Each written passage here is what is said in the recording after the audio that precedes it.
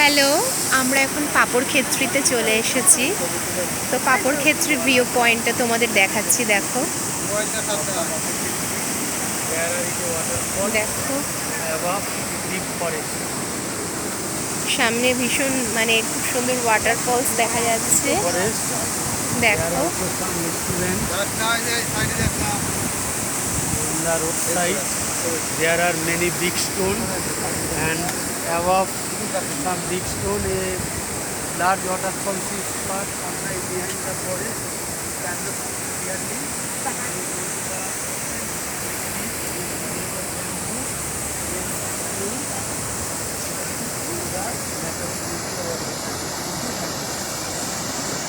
কি বললে বলো তো?